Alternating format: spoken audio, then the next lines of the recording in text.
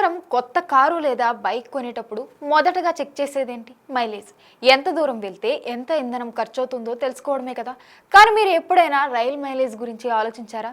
మనం తరచూ రైల్లో ప్రయాణిస్తూ ఉంటాం, కానీ రైలు ఎంత మైలేజ్ ఇస్తుందో చాలా మందికి తెలియదు.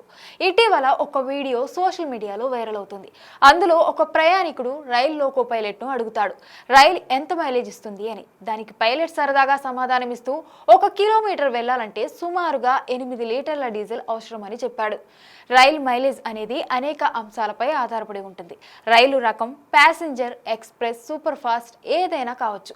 దానికి బోగీల సంఖ్య, రైలు వెళ్తున్న దూరం, స్టేషన్లో ఆగే సమయం ఇవన్నీ మైలేజీని ప్రభావితం చేస్తాయి. బోగీలు తక్కువగా ఉంటే ఇంజన్పై లోడ్ తక్కువగా ఉంటుంది కాబట్టి మైలేజీ ఎక్కువగా వస్తుంది. బోగీలు ఎక్కువైతే ఇంధన వినియోగం పెరుగుతుంది. ఉదాహరణకు 12 బోగీల ప్యాసింజర్ రైలు 1 కిలోమీటర్ ప్రయాణించడానికి 6 నుంచి 8 లీటర్ల డీజిల్ ఖర్చు అవుతుంది. 12 బోగీల ఎక్స్ప్రెస్ రైలు అయితే 4.5 లీటర్లతో 1 కిలోమీటర్ వెళ్తుంది. 24 కోచ్లతో కూడిన సూపర్ ఫాస్ట్ రైలు సైతం 1 కిలోమీటర్ ప్రయాణానికి సుమారుగా 6 లీటర్ల డీజిల్ ఉపయోగిస్తుంది. ప్యాసింజర్ రైలు తరచూ స్టేషన్లలో ఆగుతాయి. వేగం పెంచడం, తగ్గించడం జరుగుతూ ఉంటుంది. అందుకే వీటిలో ఇంధన వినియోగం ఎక్కువగా ఉంటుంది. కానీ ఎక్స్ప్రెస్, సూపర్ ఫాస్ట్ రైళ్లు చాలా స్టేషన్లను దాటేస్తూ ఎక్కువ దూరం ప్రయాణిస్తాయి కాబట్టి మైలేజీ కాస్త మెరుగ్గా ఉంటుంది.